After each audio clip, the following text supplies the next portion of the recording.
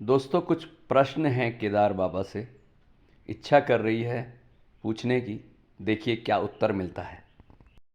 सुबह सुबह सोनप्रयाग का नज़ारा है, जहाँ पे ये पार्किंग है जो पूरी फुल हो चुकी है, और जो भीड़ है केदारनाथ जाने वाले लोगों की, वो एक लंबी कतार मैं भी आपको नीचे जाके दिखाऊंगा कि वो दिखलाई दे रही है।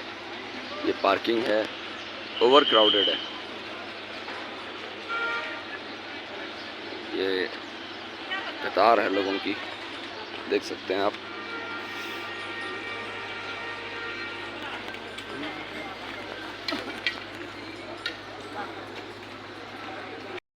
ये है मंदाकिनी रिवर जो केदारनाथ से आ रही है, और ये है वाटरफॉल। गौरीकुंड से करीबन 1 किलोमीटर आगे चल चुके हैं। काफ़ी भीड़ है आज, देख सकते हैं। देखो, यात्रा में हम पहुंच चुके हैं चीरबासा, और चीरबासा में है भैरव मंदिर। ये करीबन 3 किलोमीटर दूर है, और जैसे देख सकते हैं कितना सुंदर सा लोकेशन है। बस मौसम साफ है, भीड़ बहुत अच्छी है। ये देखिए भैरव बाबा। दोस्तों, बाबा भोले के दर्शन करने हर साल हज़ारों तीर्थयात्री आते हैं। पिछली बार कोरोना की वजह से यात्रियों की संख्या कम थी, लेकिन इस बार तो सारे रिकॉर्ड ही टूट गए।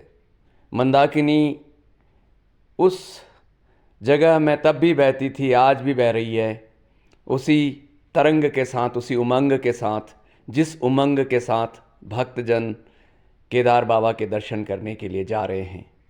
लंबी लाइनें हैं, आस्था है, विश्वास है, भोले बाबा की जय है। लेकिन कुछ अनुत्तरित प्रश्न भी हैं, उनके जवाब शायद बाबा दे पाएंगे या हमें कहाँ से मिल पाएंगे, ये समझ नहीं आ रहा। वो प्रश्न हैं, एक तो खच्चरों घोड़ों की भीड़ जिनमें भक्तों को ले जाया जाता है, और उसके साथ होती है एक बहुत बड़ी गंदगी, उसकी लीद, और उस लीद में चल के, कीचड़ में चल के दर्शन करने के लिए जाना पड़ता है। इतने पे ही बातें रुकती नहीं हैं, बातें जाती हैं उस बर्बरता और क्रूरता की ओर भी, जहाँ पर उन घोड़ों को ज़बरदस्ती पीटा जाता है, मारा जाता है, उन्हें गालियाँ दी जाती हैं, जो बाबा के भक्त चुपचाप सुन रहे होते हैं। इस तरह के विकास में इस तरह की आपाधापी अच्छी सी नहीं लगती।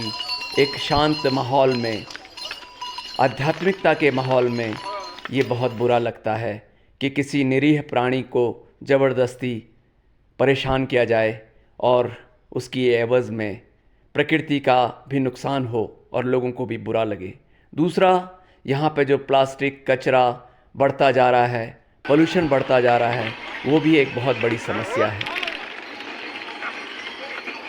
मित्रों, गौरीकुंड से लेकर के केदारनाथ तक की इस 16 किलोमीटर की यात्रा ने पूरा दिन ले लिया, क्योंकि भीड़ बहुत ज़्यादा थी, और आखिर पहुंच ही गए केदार की नगरी में शाम को।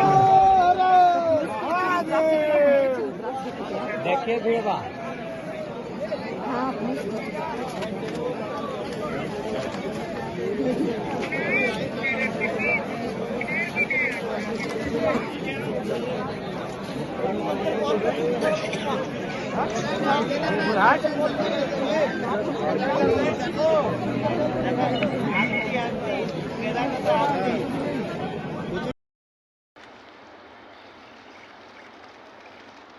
ये पुराना रामबाड़ा का रास्ता है, जहाँ से केदार पहुँचते थे, और ये जगह है बुग्याल, जहाँ पे लगे हैं टेंट। केदारनाथ, जहाँ बिजलियाँ, रोशनियाँ चमक रही हैं, वहाँ पे है केदारनाथ। दोस्तों, केदारनाथ से 1 किलोमीटर पहले एक बहुत अच्छी कैंप साइट बनाई गई है, जिसमें मुझे रात को रहने का मौका मिला था। ये साइट तो बहुत अच्छी है, लेकिन यहाँ के वॉशरूम बहुत बेकार हैं, और पूरे केदारनाथ में ये एक बहुत बड़ी समस्या है, क्योंकि यहाँ पे बहुत ज़्यादा भीड़ रहती है। इसकी वजह से वॉशरूम का प्रॉपर मेंटेनेंस नहीं हो पाता। लेकिन एक आध्यात्मिक नगरी में स्वच्छता तो ज़रूरी है, तो भीड़ के साथ साथ इन मुख्य समस्याओं पर भी ध्यान देना चाहिए ताकि लोगों को इस तरह की कोई परेशानी न हो। मित्रों, ये है केदारनाथ का हेलीपैड जो मैं आपको दिखलाना जा रहा हूँ। इसमें 3 कंपनियों के हेली पहुँचते हैं और लगातार पहुँच रहे होते हैं।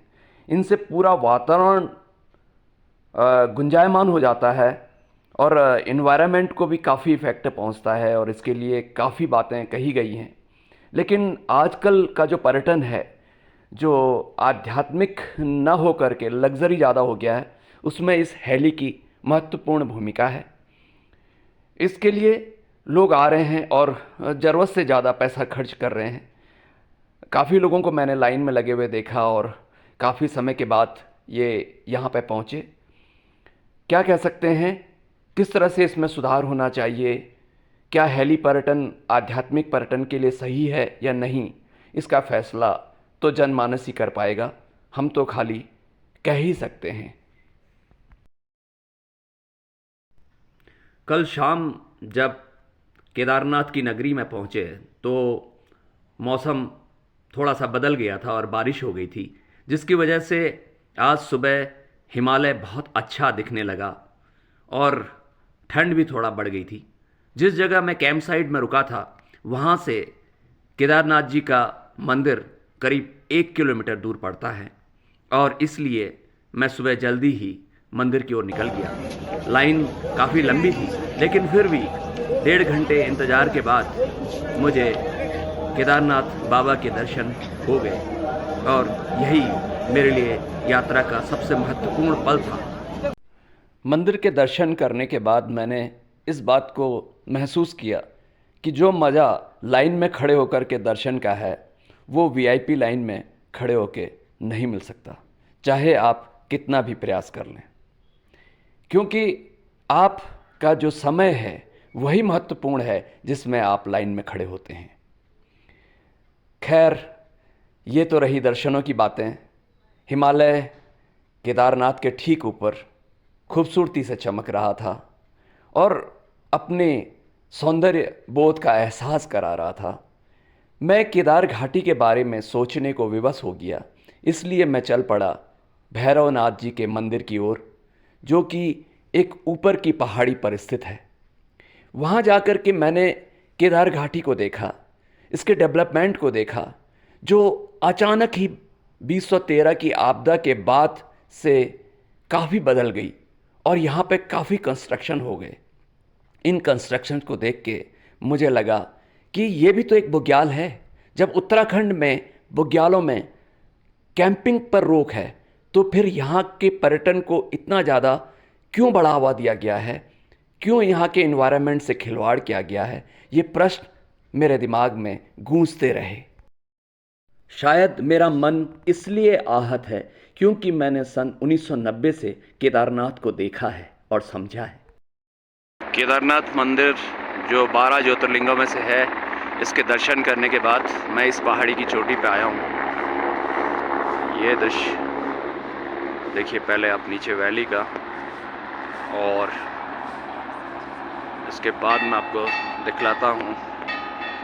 ये मंदिर है भैरवनाथ जी का, बहुत अच्छा मंदिर और प्राचीन मंदिर है।